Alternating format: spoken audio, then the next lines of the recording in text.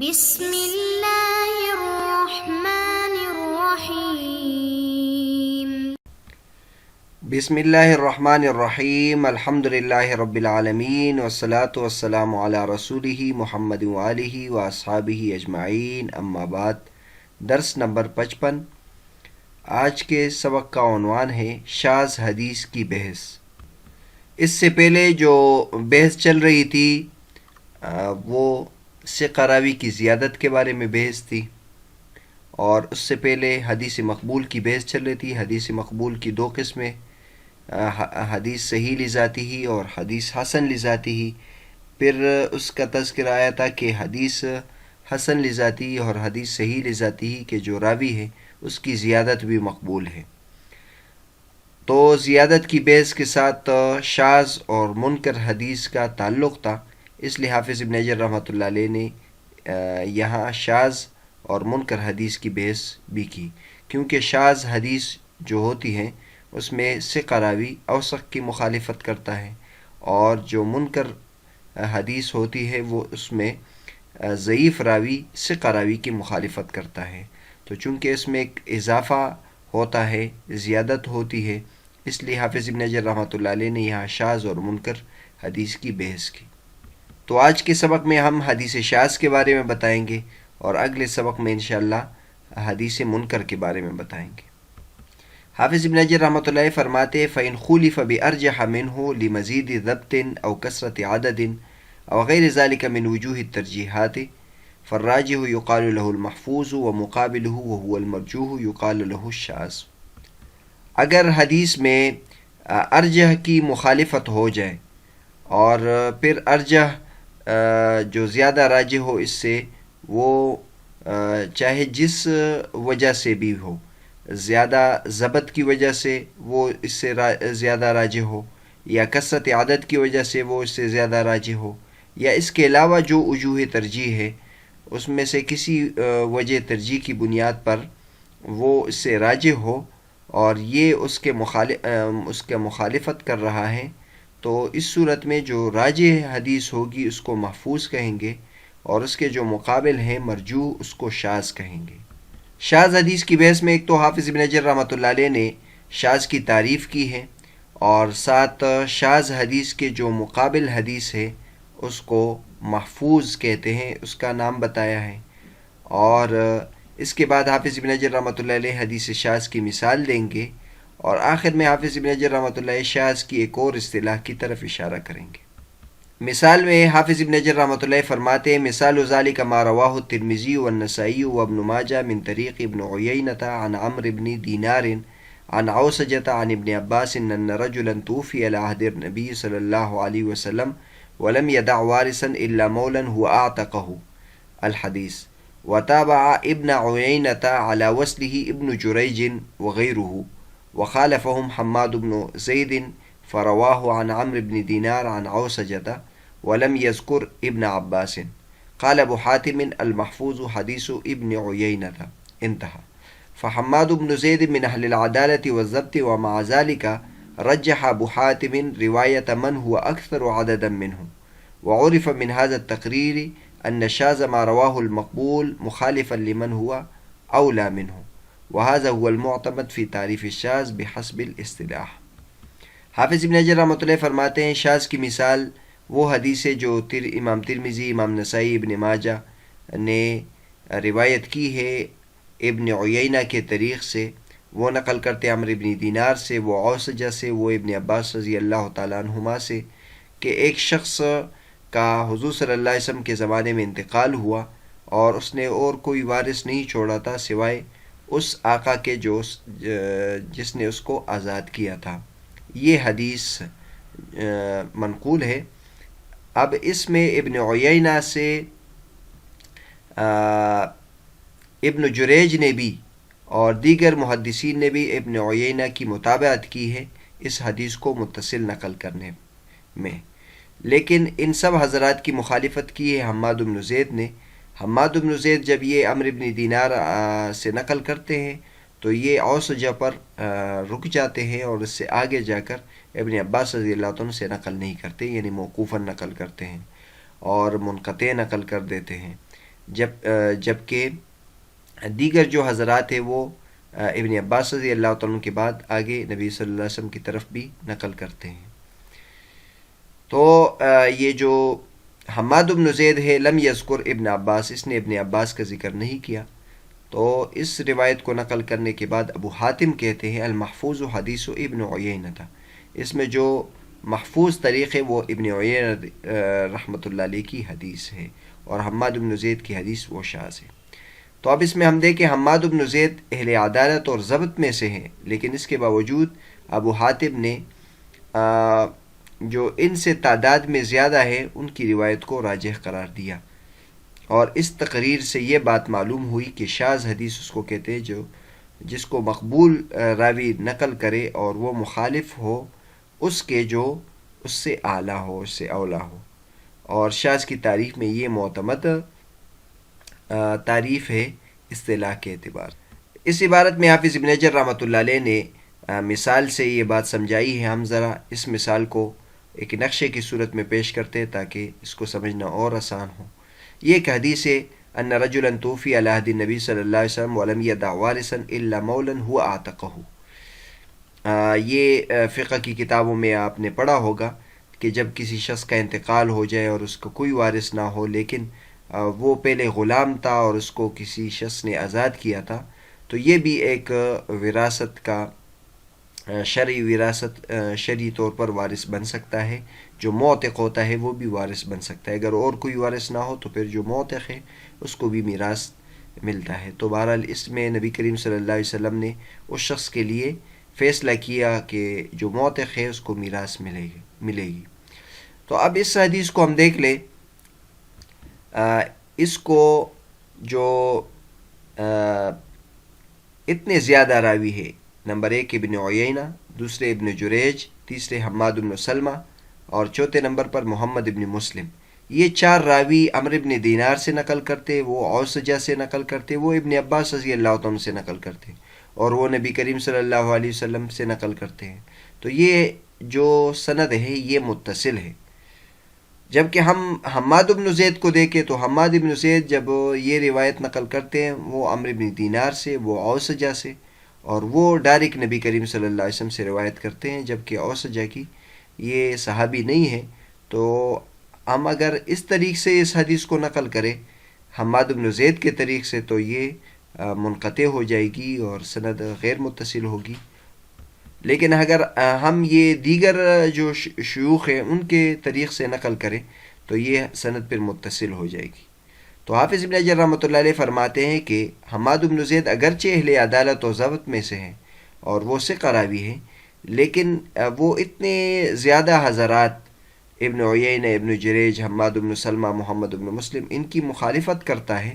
تو اگرچہ یہ ثقہ ہے لیکن اس کے جو طریق ہے یہ شاذ ہے اور یہ طریق درست ہے، لہٰذا یہ جو حدیث ہے اس کی سند متصل ہے. اور جو حماد بن زید غیر متصل نقل کرتے تو وہ سند درست نہیں ہے. یہاں آپ کے ذہن میں یہ بات بھی آئی ہوگی کہ شاذ جو حدیث ہے جس میں ثقہ راوی اوثق کی مخالفت کرتا ہے وہ اس کی 2 قسمیں ہوتی ہیں. بعض مرتبہ وہ سند میں غلطی کرتا ہے اور بعض مرتبہ وہ متن میں غلطی کرتا ہے. تو یہ جو مثال ہیں یہ سند کی مثال ہے. اور عام طور پر جب اصول حدیث میں مثالیں دی جاتی ہے مخالفت کی تو وہ سند کی مثالیں زیادہ دی جاتی ہے، اور اس کی وجہ یہ ہے کہ جو سندیں ہوتی ہے اس میں راوی زیادہ غلطی کرتا ہے کیونکہ اسانید زیادہ ہے بنسبت متون کے. اوپر چند شخصیات کا ذکر آیا ہے، لہٰذا یہاں نور الدین اطہر صاحب نے ان کے حالات لکھے ہیں. ایک تو امام ترمذی رحمۃ اللہ علیہ کا حوالہ ہے، تو امام ترمذی رحمۃ اللہ کے حالات لکھے ہیں. الترمذی محمد بن عیسیٰ ابن ثورہ الترمذی ابو عیسیٰ، 209 ان کی ولادت ہے اور 379 ان کی وفات ہے. رحل ولزم البخاری زمانا وتخرج به، علم کے لیے سفر کیا اور امام بخاری رحمۃ اللہ علیہ کو کے پاس عرصہ دراز تک رہے اور انہی کے ہاتھ پر فاضل بنے. یہ امام تھے، حافظ تھے، تقوی دار تھے، اور ان کے بارے میں یہ لکھا ہے کہ آخر عمر میں ان کی بینائی چلی گئی تھی کیونکہ یہ بہت زیادہ اللہ تبارک و تعالیٰ کے ڈر سے روتے تھے. تو اتنے بڑے عالم اور یہ اللہ تبارک و تعالیٰ سے اس قدر ڈرتے تھے کہ بینائی چلی گئی۔ ان کی کتاب مشہور کتاب ہے الجامع المعروف بسنن ترمذی، اس سے پہلے ہم نے اس کا تعارف کر دیا تھا، اور مشہور کتابیں دور حدیث میں پڑھائی جاتی ہے، اور اپنی خصوصیات کی وجہ سے پورے دور حدیث میں ممتاز طریقے سے پڑھائی جاتی ہے۔ اور اس کے ساتھ ساتھ الشمائل بھی ہے، اور یہ بھی امام ترمذی رحمۃ اللہ کتاب کے آخر میں ہے اور ساتھ پڑھائی جاتی ہے، شمائل ترمذی کے نام سے ہے۔ اور ایک ان کی کتاب ہے العلل، اور اس کا ذکر بھی پہلے آ گیا تھا کہ یہ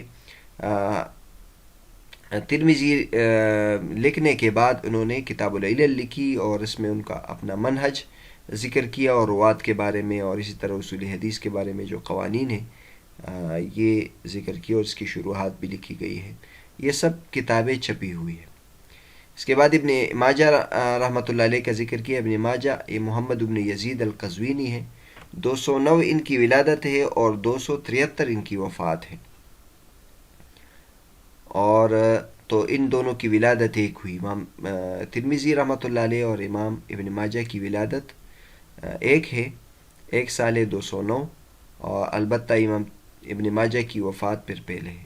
ماجہ یہ ان کے والد صاحب کا لقب ہے، اور کان اماما حافظا، امام تھے، حافظ تھے، کئی بڑے اہل علم نے ان سے استفادہ کیا، اور کئی کتابیں انہوں نے لکھی، جن میں سب سے زیادہ مشہور سنن ابن ماجہ ہے، اور یہ سیاہ ستہ میں سے ایک کتاب ہے، اور یہ چھپی ہوئی۔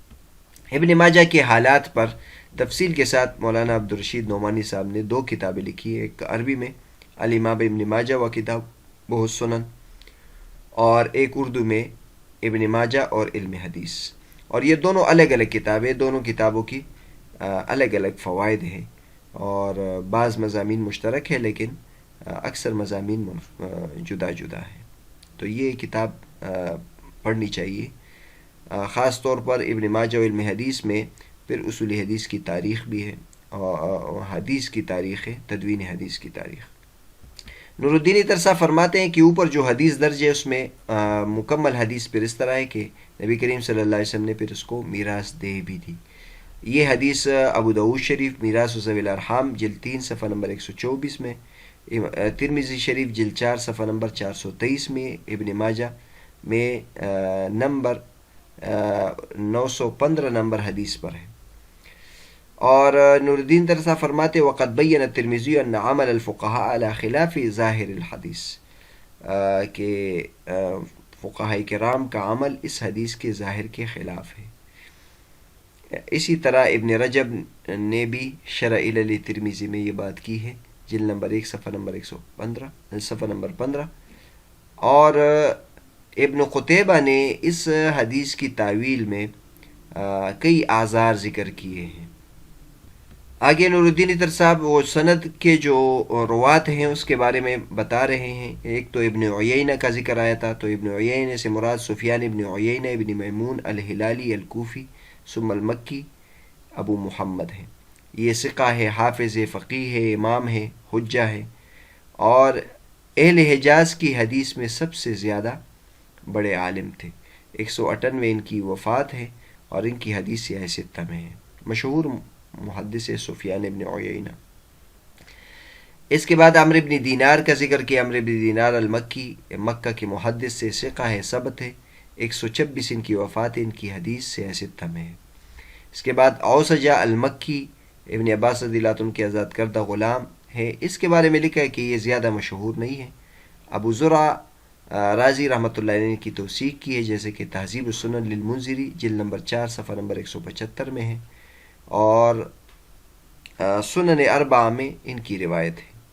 اس کے بعد عبداللہ بن عباس بن عبد المطلب ابن عم النبی صلی اللہ علیہ وسلم، حضور صلی اللہ علیہ وسلم کے چچا زاد بھائی تھے۔ حبر الامہ یا حبر الامہ و ترجمان القرآن، اس امت کے سب سے بڑے عالم اور قرآن مجید کے مفسر تھے۔ 68 ہجری میں ان کی وفات ہے۔ اس کے بعد ابن جریج کا ذکر کیا۔ ابن جریج سے مراد عبد الملک بن عبد العزیز ابن جریج ہے، ثقہ ہے، حافظ ہے، فقیہ ہے، امام ہے۔ مکہ میں سب سے پہلے انہوں نے تصانیف لکھی تھی۔ ہم نے اسے تدوین حدیث کی جب ہم ذکر کر رہے تھے تو اس میں ہم نے اس بات کا بھی ذکر کیا تھا کہ اولین حدیث میں کتاب لکھنے والوں میں ابن جریج ہے۔ البتہ ان کے بارے میں لکھا ہے کہ یہ ارسال کرتے تھے اور تدلیس کرتے تھے۔ ارسال اور تدلیس کا ذکر انشاءاللہ آگے آ جائے گا۔ 150 ان کی وفات ہے، ان کی حدیث سیاہ ستہ میں ہے۔ اس کے بعد حماد بن زید ابن درہم البصری کا ذکر کیا ہے۔ ابن معین ان کے بارے میں فرماتے ہیں لیس احد اثبت من حماد بن زید، حماد بن زید سے زیادہ درست طور پر حدیث روایت کرنے والا کوئی نہیں۔ تو اب دیکھیں حماد بن زید کے بارے میں اس قدر ثقاہت کے الفاظ ہیں، لیکن بہرحال اس حدیث میں ان کے مقابلے میں جو روات ہے وہ بہت زیادہ ہے، لہٰذا اس کی حدیث کو ہم شاذ قرار دیں گے۔ ان کی وفات 179 ہے اور اس کو سیاہ ستہ نے روایت کیا ہے، سیاہ ستہ میں ان کی روایت ہے۔ یہاں تک تو شاذ حدیث سے متعلق حافظ ابن حجر رحمۃ اللہ علیہ کے مطابق ہم نے تشریح بیان کی، البتہ چند باتیں یہاں ذکر کی جاتی ہے جو ضروری ہے۔ حافظ ابن حجر رحمۃ اللہ علیہ نے تو شاذ کی تعریف یہ کی کہ وہ خود ثقہ ہو اور وہ اوثق کی مخالفت کرے، تو مطلب دو چیزیں، اس کا ثقہ ہونا ضروری ہے اور پھر وہ مخالفت بھی کرے اوثق کی، تو اس کو شاذ کہتے ہیں۔ جبکہ ہم اگر دیگر علماء کو دیکھیں تو وہ شاذ کی تعریف اس طرح نہیں کرتے، تو بہرحال یہ اختلاف بھی پیش نظر ہونا چاہیے کہ دیگر ائمہ اس کے بارے میں کیا کہتے ہیں۔ تو اس کے بارے میں ہم تفصیل تو بیان نہیں کر سکتے۔ یہاں شیخ محمد عوامہ نے جو دیگر مسلک ہیں وہ ایک اختصار کے ساتھ ذکر کیے ہیں، وہ ہم ذکر کرتے ہیں۔ شیخ محمد عوامہ فرماتے ہیں وخلاصة هذه الأقوال أن الشذوذ عند الشافعي ومن معه هو تفرد الثقة بحديث عن جماعة الثقات، وعند الخليلي ومن عناهم هو تفرد الراوي بحديث سواء كان ثقة أو غير ثقة، وعند الحاكم تفرد الثقة فقط۔ وزاد الحافظ في شرح النخبة على تعريف الشافعي للشاذ إذا خالف الثقة جماعة الثقات أو خالف ثقة من هو ارجح منه ضبطا او غیر ذلك من المرجحات۔ فرماتے ہیں کہ جتنے بھی اقوال ہیں ان میں سب کا خلاصہ یہ ہے کہ امام شافعی رحمۃ اللہ علیہ اور ان کے ساتھ جو دیگر ائمہ ہیں وہ شاذ کی تعریف یہ کہتے ہیں کہ ثقہ راوی بہت زیادہ ثقات راوی سے تفرد کرے، یعنی صراحتاً مخالفت کی بات نہیں کی، بس تفرد ہو، منفرد نقل کرے۔ اور علامہ خلیلی رحمۃ اللہ علیہ اور ان کے ساتھ جو دیگر حضرات ہیں وہ انہوں نے تعریف کی ہے تفرد راوی بھی حدیث، ایک راوی کا حدیث میں متفرد ہونا، چاہے وہ ثقہ ہو یا غیر ثقہ ہو۔ اور ہم امام حاکم کو دیکھیں تو وہ کہتے ہیں ثقہ راوی کی تفرد، یعنی وہ صرف ثقہ راوی کے تفرد کو کہتے ہیں، چاہے وہ مخالفت ہو کہ نہیں ہو۔ جبکہ حافظ ابن حجر رحمۃ اللہ نے شرح نخبہ میں جو امام شافعی رحمۃ اللہ علیہ کی تعریف ہے اس پہ اس بات کا اضافہ کیا ہے کہ وہ ثقہ راوی ثقات کی مخالفت کرے، مطلب اس سے الگ نقل کرے، تو اس کو شاذ کہتے ہیں۔ جبکہ ان حضرات کے نزدیک شاذ کے لیے ضروری نہیں ہے کہ وہ دوسرے کے مخالف ہو، اگر فی نفسی ہی بھی ایک روایت منفرد ہو تو اس کو بھی وہ شاذ کہہ دیتے ہیں، چاہے اس میں ثقات کی مخالفت ہو کہ نہیں، اوثق کی مخالفت ہو کہ نہیں۔ لیکن حافظ ابن حجر رحمۃ اللہ نے جو تعریف کی ہے اس میں یہ فرق آتا ہے کہ ثقہ راوی اوثق کی مخالفت کرے یا اس سے زیادہ راجح اور بھی کوئی جو بھی صورت ہو اور مخالفت کرے تو اس کو وہ شاذ میں شمار کرتے ہیں۔ ان فرقوں کے ذکر کرنے کا مقصد یہ ہے کہ جب بھی کسی حدیث کے لیے شاذ کا لفظ ائمہ میں سے کوئی استعمال کرے تو یہ پیش نظر ہونا چاہیے کہ حافظ ابن حجر رحمۃ اللہ کی جو اصطلاح ہے یہ بہت متاخر اصطلاح ہے، جبکہ متقدمین علماء کرام ضروری نہیں کہ وہ شاذ اس معنی میں استعمال کرتے جس معنی میں حافظ ابن حجر رحمۃ اللہ استعمال کرتے ہیں۔ تو یہ اس لیے یہ بات ذکر کی کہ کئی آدمی غلط نہ ہو، اگر شاذ صرف تفرد کے معنی میں ہو کہ منفرد روایت نقل کرے تو وہ تو مضر نہیں ہے۔ پھر یہاں یہ ایک یہ بات بھی فائدے کی ذکر کی جاتی ہے کہ شاذ کی بحث اصول فقہ کی کتابوں میں بھی ہوتی ہے، لیکن وہاں دوسرے عنوان سے اس کو ذکر کیا جاتا ہے اور وہ انقطاع کے عنوان سے ذکر کیا جاتا ہے۔ وہاں انقطاع کسی حدیث کے لیے جو چیزیں مضر ہوتی ہیں، دو چیزیں، ایک انقطاع باطن اور ایک انقطاع ظاہر۔ انقطاع ظاہر کا مطلب تو یہ ہوتا ہے کہ سند غیر متصل ہو، اور انقطاع باطن وہ اس قسم کی باتوں کو جو شاذ کی ہوتی ہیں اس کو ذکر کر دیتے ہیں کہ مثلا وہ حدیث قرآن کے خلاف ہو، سنت مشہورہ کے خلاف ہو، وہ دیگر راویوں کے خلاف ہو، تو اس کو وہ شاذ کی فہرست میں ذکر کرتے ہیں۔ تو اگر اصول فقہ کی کتابوں میں ہم نے اس کو دیکھنا ہے تو یہ انقطاع باطن میں ہم اس کو دیکھ سکتے ہیں۔ اور اس سے پہلے شاذ اور معلل کے بارے میں بھی ہم نے بار بار بتایا تھا کہ شاذ جو حدیث ہوتی ہے یہ معلل کی ایک قسم ہے۔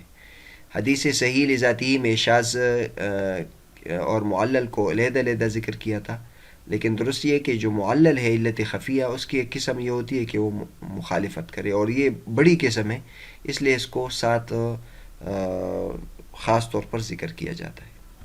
دوسری جو بات ذکر کرنی ہے وہ یہ ہے کہ شاذ اور منکر حدیث میں فرق ہے۔ حافظ ابن حجر رحمۃ اللہ علیہ نے شاذ اور منکر میں فرق بیان کیا کہ شاذ اس کو کہتے ہیں جو ثقہ اوثق کی مخالفت کرے، اور منکر حدیث اس کو کہتے ہیں جس میں ضعیف جو ہے وہ ثقہ کی مخالفت کرے۔ تو اس تعریف کے مطابق جو شاذ حدیث ہوتی ہے وہ کم ضعیف ہوتی ہے بنسبت منکر حدیث کی۔ منکر حدیث میں ضعف زیادہ درجے کی ہوتی ہے، لیکن یہ بھی متاخرین ائمہ کا زیادہ تر پر مسلک ہے۔ جو متقدمین ہے وہ دونوں کو ہمانہ بھی بیان کرتے ہیں، اور انشاءاللہ اگلے سبق میں منکر حدیث کے سبق میں ہم اس کو ذکر کریں گے۔